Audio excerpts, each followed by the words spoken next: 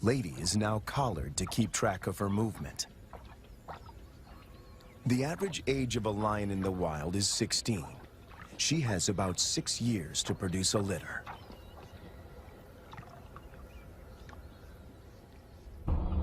To find a mate for Lady, the team goes to neighboring Kafue National Park.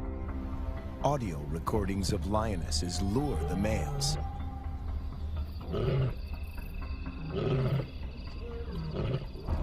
Wildlife vet Dr. Ian Parsons darts 2 males. As a coalition, they stand a better chance to survive the trauma of a translocation. The big question on everyone's mind is whether these 2 males will bond with Lady. If they do bond with her, she might be able to teach them how to keep a low profile and avoid the villages.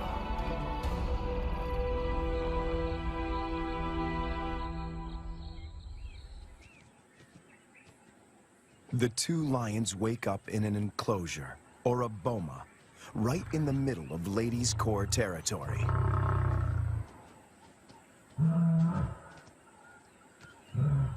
One of the males is 3 years old, the other a bit younger. Lady is almost 8 years their senior. The age gap is intentional. Older lions might not submit to Lady's authority. Hopefully, these youngsters will.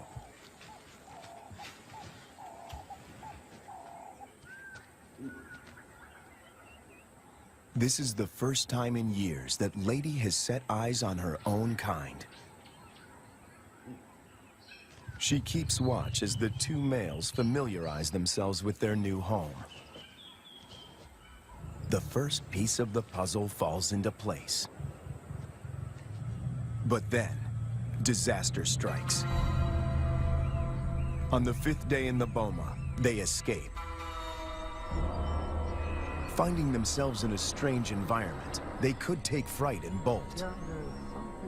To Herbert's relief, he finds them a few hundred meters from the enclosure. Lady's response is odd. She rolls to show them she is not a threat, but she doesn't approach them. The males are aware they are in her territory. Everything is new. It's going to take time to adjust. Before she leaves, Lady marks the territory with her urine. It's a strong message. She's the landowner. They are the squatters.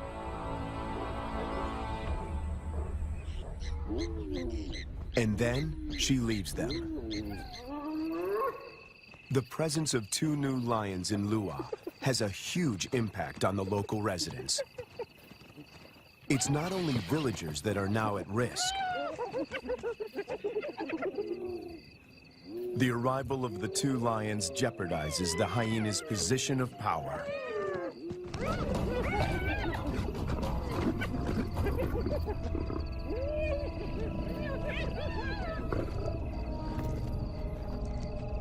Together, they make a fearsome team. Only the younger of the 2 wears a collar, as they are almost never apart. The acid test is to see whether they will mate with Lady or leave her to seek other females. It's a precarious start, but the journey has begun.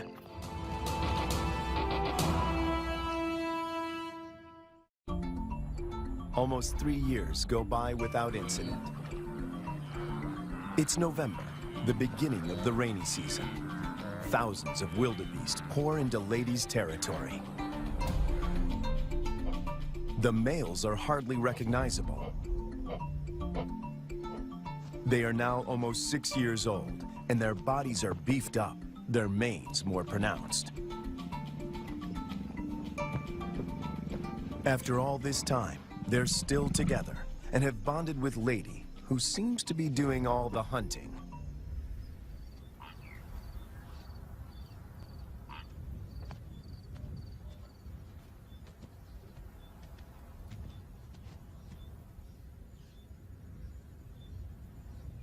She targets wildebeest, almost twice her size.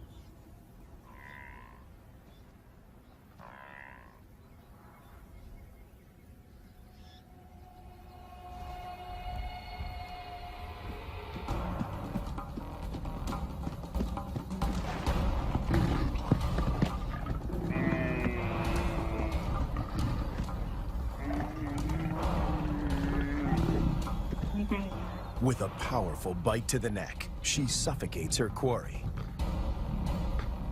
It's all over in minutes. The meat from a small calf could keep her going for a few days, but she's not hunting only for herself.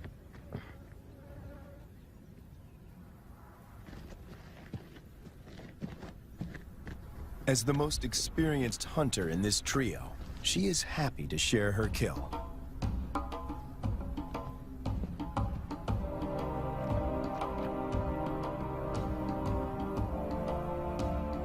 The fact that she allows the males to join her, and that they don't chase her off the carcass, is significant.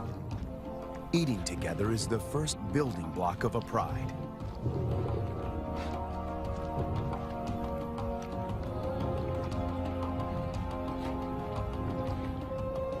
Her reward is companionship.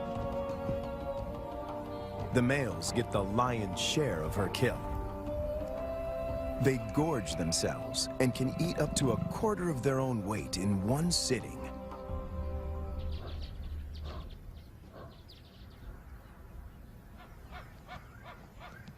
For the first time, Herbert sees the two males compete. It is the younger of the two brothers that emerges as the dominant male.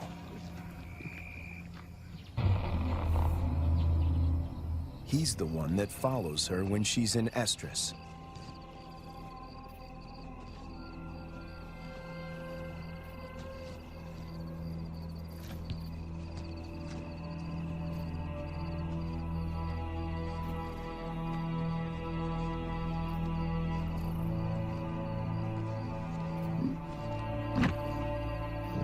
He grimaces, curling back his lips to expose an organ in the back of his mouth that picks up faint chemical pheromones.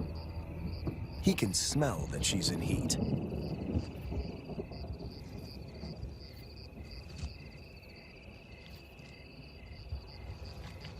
It's the dance Herbert has been waiting to film for years. The brother watches from the sidelines. Lady stays receptive for several days and copulates frequently. Both males stick to her like glue. They won't fight over her. As members of the same coalition, they come to a gentleman's agreement. If the dominant brother tires, the other might get a chance to mate as well.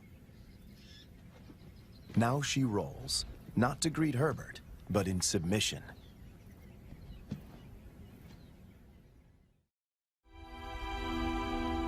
When Herbert returns a year later, there are still no cubs. It's a huge disappointment. Lady is now almost 13 years old, and Herbert and the team must consider the possibility that she is infertile.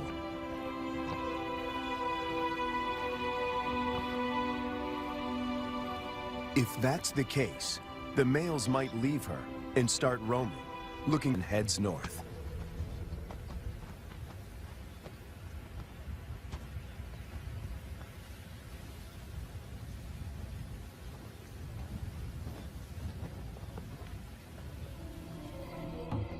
The males, on the other hand, are very interested.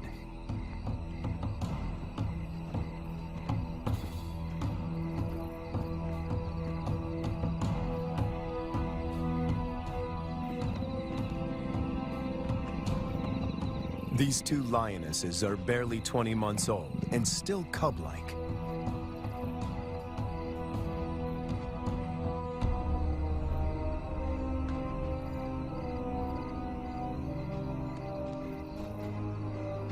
Male lions are known to kill cubs they haven't sired. No one knows how this will play out.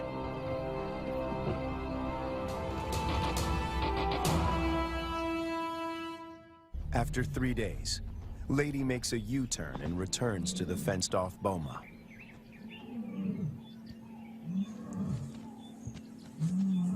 The two young females respond to her calls.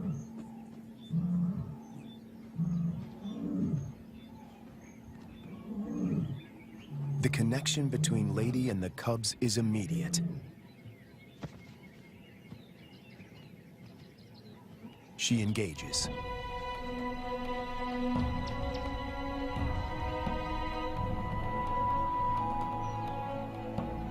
Cats are vulnerable when they expose their undersides.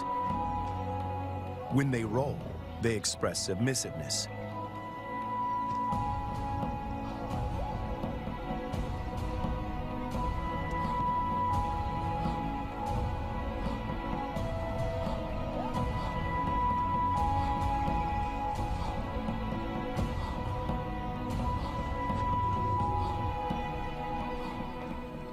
But trouble is on the way. Lady's body posture changes.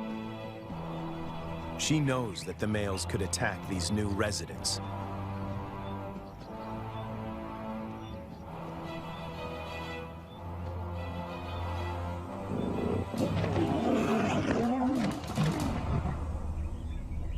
Ears back, every muscle contracted. She puts the males in their place.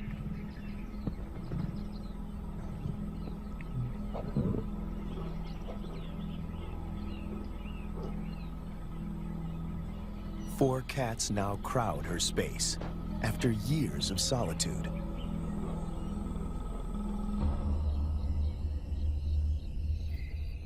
When the males were in the boma, Lady disappeared for days. But now she is intrigued by the cubs. She keeps constant vigil.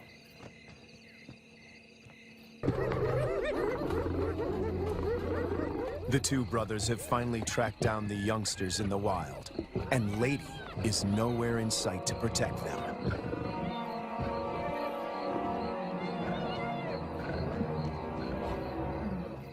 The hyenas know what's good for them. En masse, they retreat.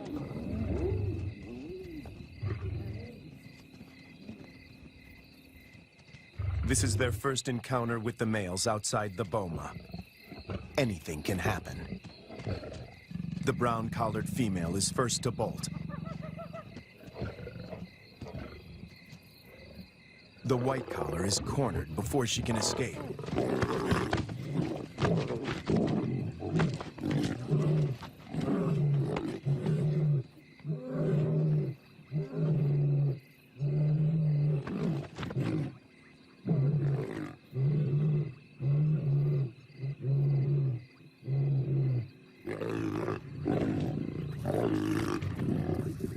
Two against one. The odds are not in her favor. But her assertiveness could be her saving grace.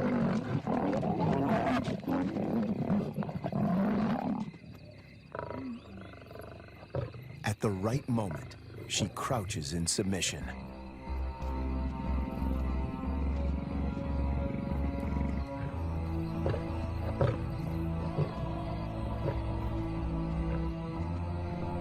The encounter with the males is a frightening experience for both young females. They split up. Separated, they are now more vulnerable. Danger looms for both of them.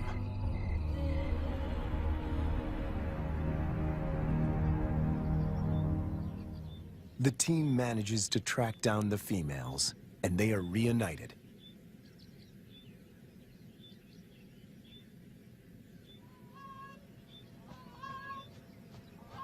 It takes months before they settle down.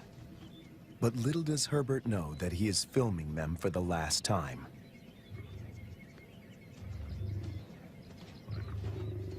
The next day, the brown collar is gone.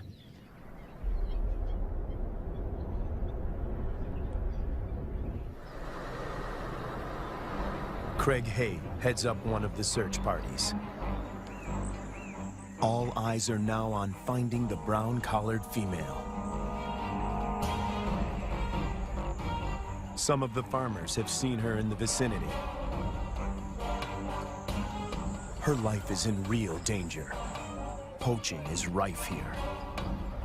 And then, their worst fears are confirmed.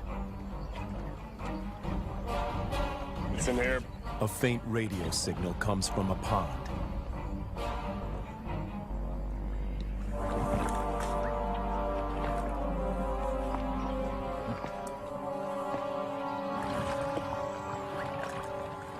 Guys, I got it. It is the brown collar.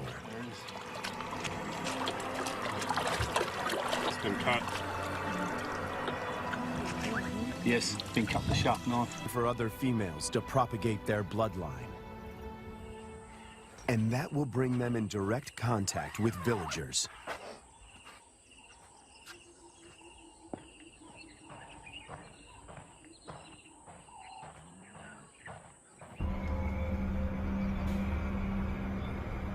The team decides to import 2 young females. And that takes them back to Kafue.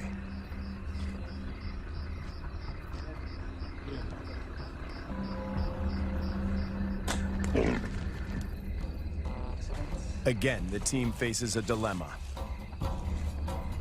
If the females are too old, they might injure Lady or drive her out of her territory. Too young, and the males might kill them.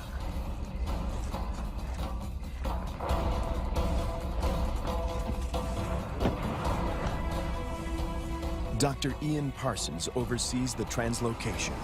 We need some water just to keep them cool while we're traveling. All right, antidote. That's not very fast acting. It takes about 15 minutes to work.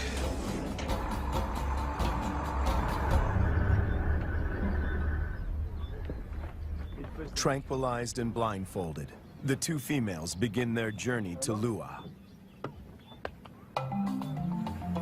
Their arrival is coded in irony. The tribe settled here more than 100 years ago on the orders of the first king to protect the wildlife.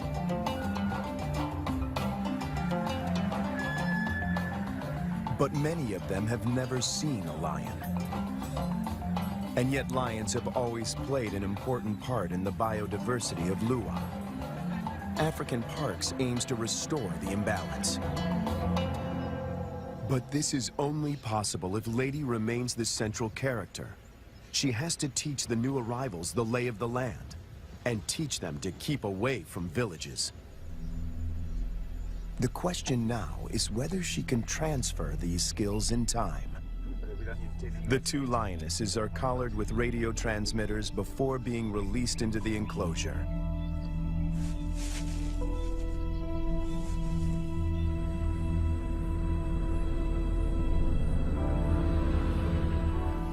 Lady's world is about to be turned upside down, once again. To Herbert, she seems sad and confused. She turns her back on the boma and...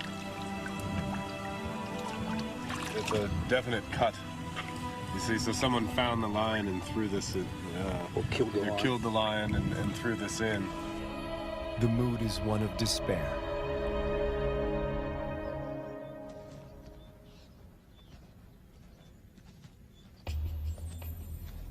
To complicate matters, the female in the white collar turns away from Lady's core territory and begins walking in a northwesterly direction towards Angola. Even if she survives, in time, she will outgrow the collar and suffocate. The dream to establish a pride in Lua begins to unravel. In an unexpected twist, the males follow the white-collared female to Angola. The further they move away from Lady's core territory, the less influence she has in keeping them out of danger zones. A rescue mission is launched to find the white-collared female and the males before they cross the border. Dr. Matt Becker, who runs the Zambian Carnivore Project, joins the search party. He spots the white-collared female a few kilometers from Angola. They dart her. But she runs into the reeds and almost drowns. She's breathing really well. It's a close shave. It's now 10 to 6. We have 40 minutes.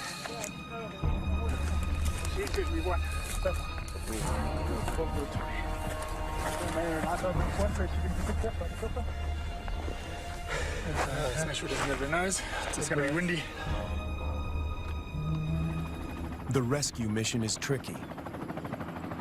The small helicopter can barely lift her, and the ground team must help before the pilot manages to get his precious cargo airborne.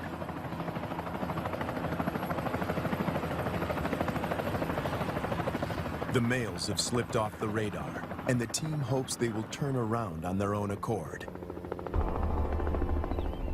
Meanwhile, more drama unfolds close to the boma. Lady is darted. The plan is to put her in the boma with the surviving female to try and forge a stronger bond between them.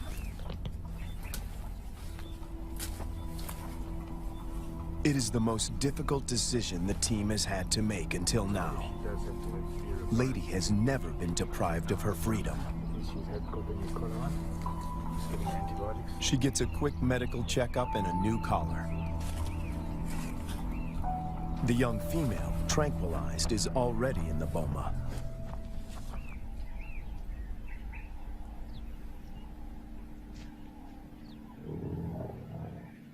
No one knows how Lady will behave in captivity.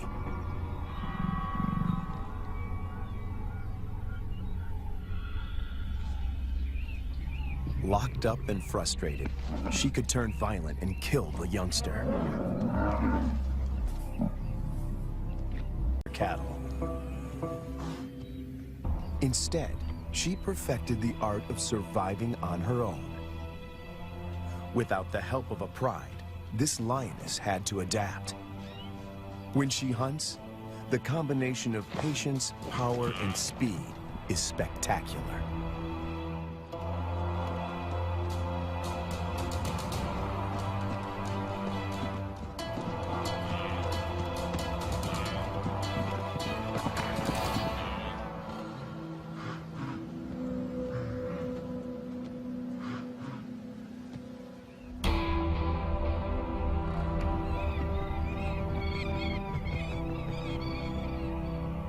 This female is about 6 years old when she steps into the viewfinder of Herbert Brouwer, a wildlife cameraman.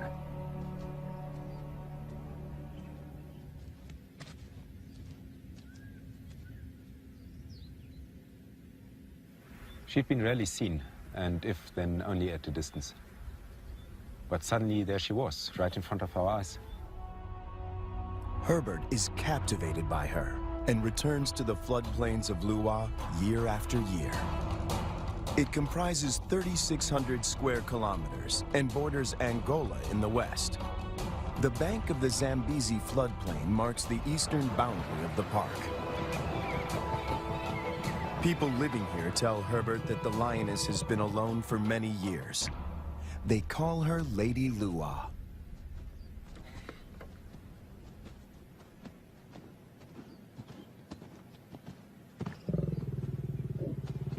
When she rolls for him, a bond develops between them that will have far-reaching consequences. There was one thing, though, that she could not overcome, and that was her isolation.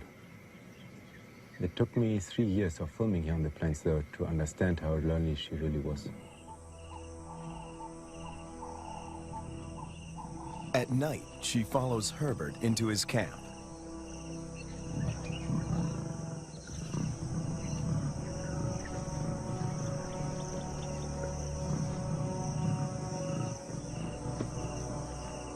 He would never expose himself to wild lions on foot, but he instinctively knows that she means him no harm.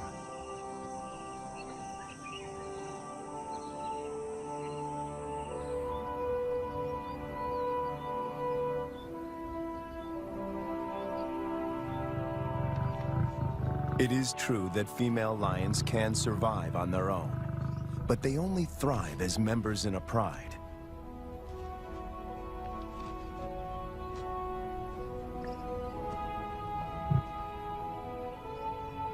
Is it possible to find Lady a mate? And could they produce cubs and form a new pride? These are the burning questions facing Herbert and experts at African parks.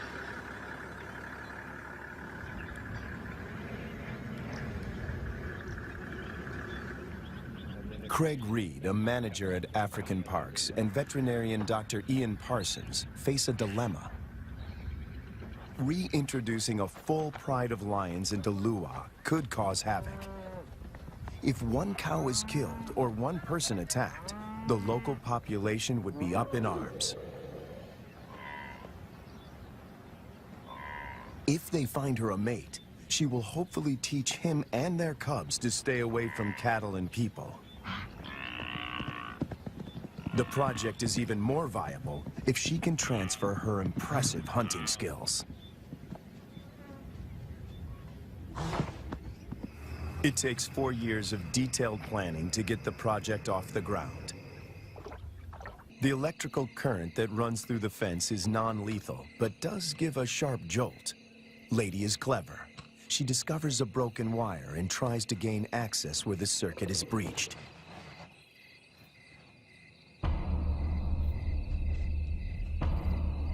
The males are perturbed by the new arrivals. But before they get any ideas, Lady asserts herself. The balance of power might have shifted, but she's still in control.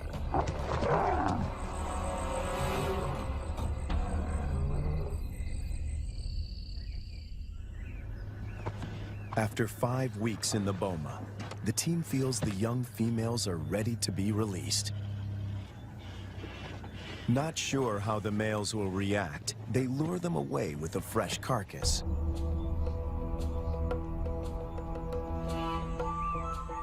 The young cubs have also not been fed for a couple of days.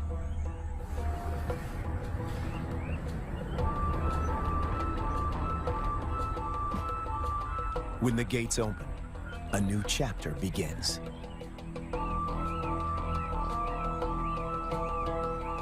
Lady is first on the scene. The cubs have spent more than a month in the boma to adjust. The question now is whether this newly forged bond will hold when they step through the gate.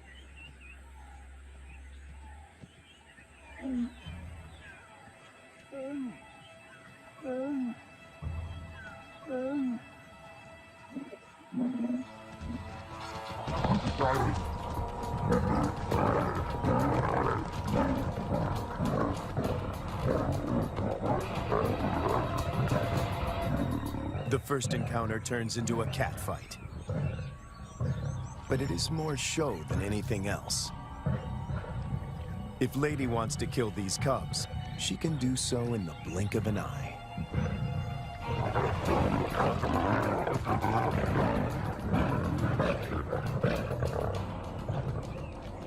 The first contact might seem aggressive, but it plays out according to plan. Lady is doing exactly what the team hoped for. She accepts them in her territory and establishes her dominance.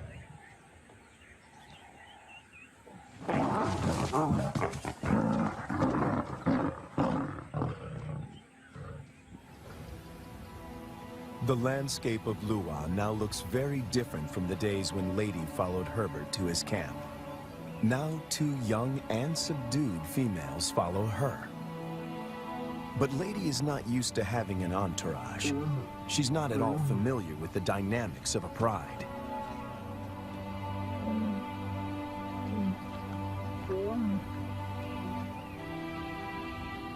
Now that she has her freedom back, she does the unexpected. She abandons them.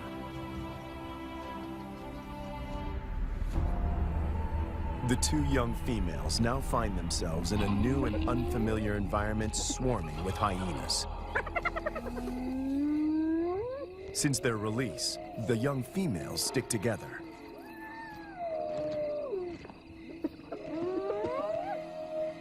But their lives are in real jeopardy.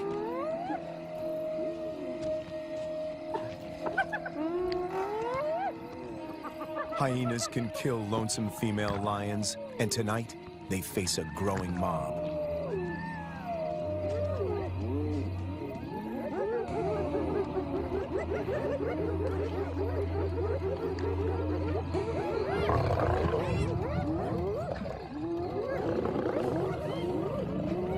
In no time, the newcomers are surrounded by a hungry and ferocious clan.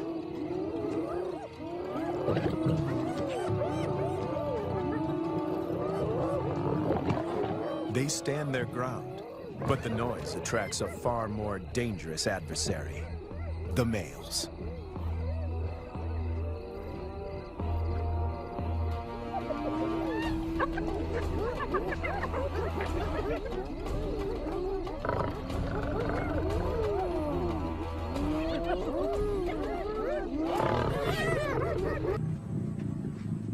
The young female frequently mates with the lion in lady's presence.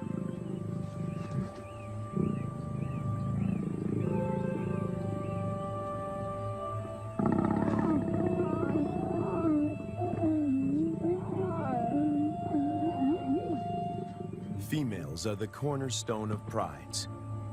They form strong bonds and hunt together. The male's instinct is to protect them, and his drive is to breed.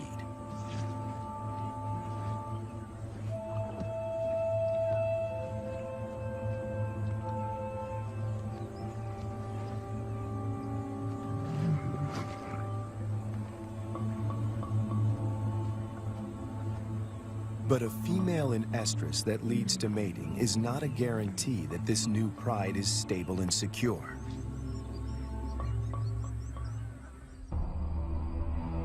Hunting together is the final test. And then it happens. The young female takes the lead. Lady follows. This is certainly a new development. And the outcome is swift and lethal.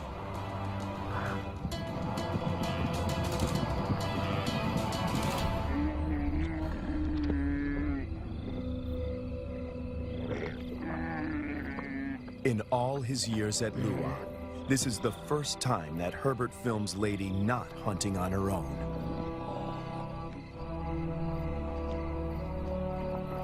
When the male joins them, the circle is complete. The air is full of promise.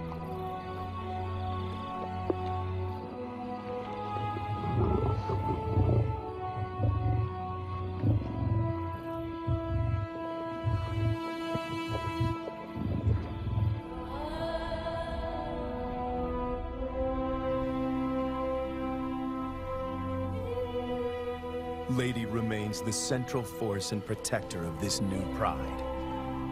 She may not give birth to the next Lion King, but she will make sure that he has a kingdom.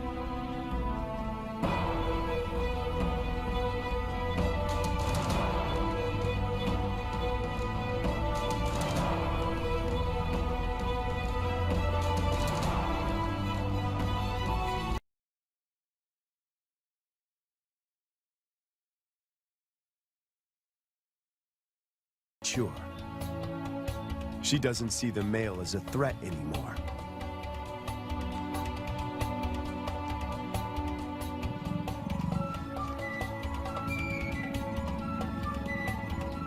There is an explanation for her playful behavior. She is an estrus. Lady is excluded from this courting ritual. After all the turns and twists in this complicated plot, she finds herself once more alone.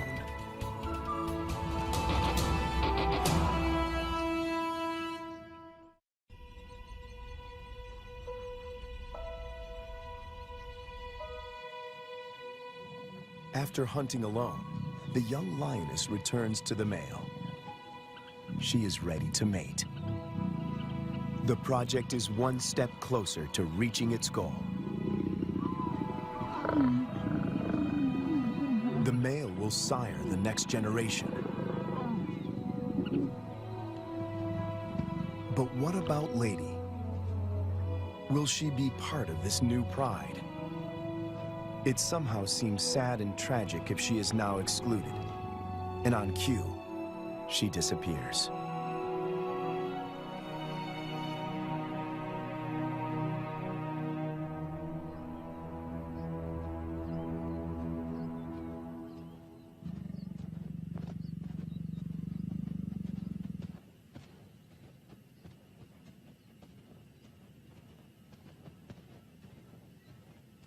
The male now follows the young female when she hunts. To feed both of them, she must target bigger prey.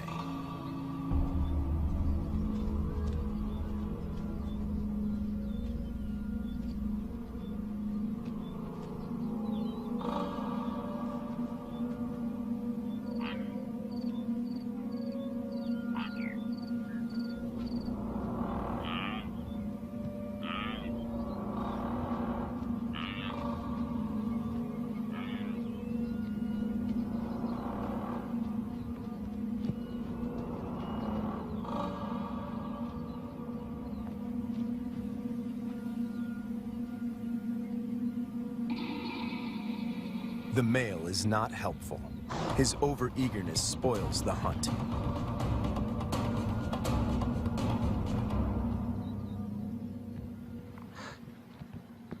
Herbert is about to accept that this Regent King and the young female are now the major players in this drama, when Lady suddenly reappears.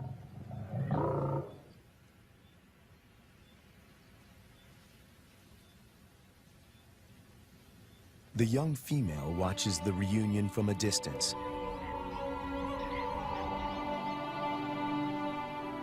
Over many years, Herbert and Lady somehow learn to recognize and respect each other's intentions.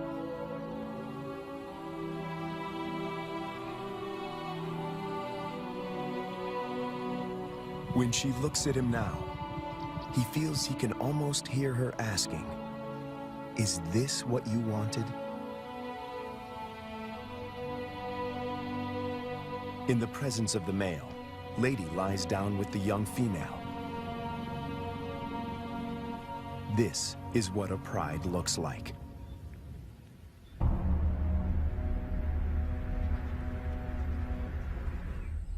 After so many years, all the effort and energy that went into this project seemed to pay off. A power struggle is inevitable.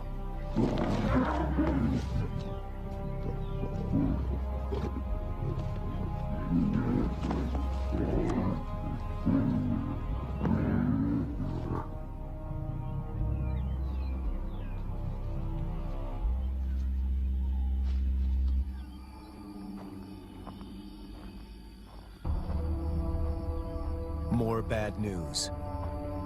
One of the males crosses the border and is killed by cattle farmers in Angola. Of the 5 lions, now only 3 remain. Would this be enough to start a pride? No one knows for sure. Lady, when she recovers from the anesthetic, is extremely agitated. She is on the wrong side of the fence and she can't dig her way out.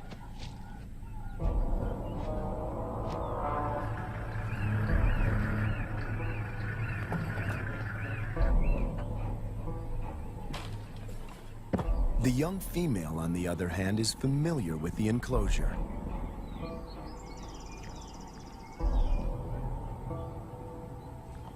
This puts her in a strong position to assert power and seize authority.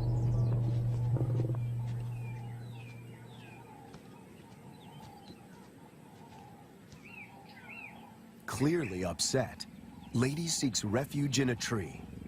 Herbert thinks this elevated position is her attempt to retain control.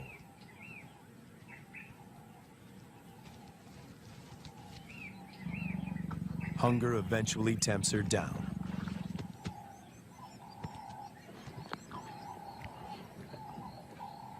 For Herbert, it's difficult to watch. This is a situation which I never thought would happen, is that lady would need to be put into the boma. Now, she's been roaming free for all her life, which is probably about 13 years, 14 years, and now she needs to be locked away. It's good, lady. The tree becomes a central prop in this battle of wits between these two cats.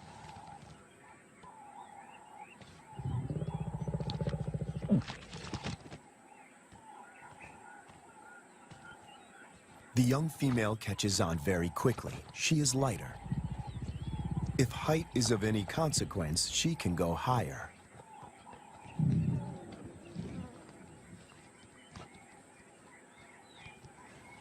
From her elevated position, the young female spots the surviving lion. He is just returning from Angola, alone. It seems as if every breakthrough in this project is shadowed by a new set of problems. The two brothers formed a strong coalition. They made this territory their own and for 4 years managed to stay out of trouble with the villagers. The hope of establishing a new generation of lions now resides with the survivor.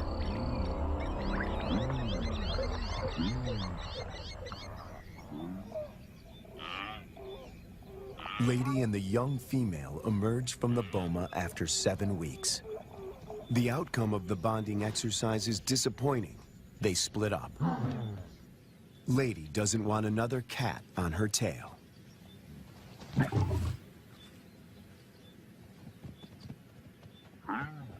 But the time in the boma did benefit the young female. It gave her time to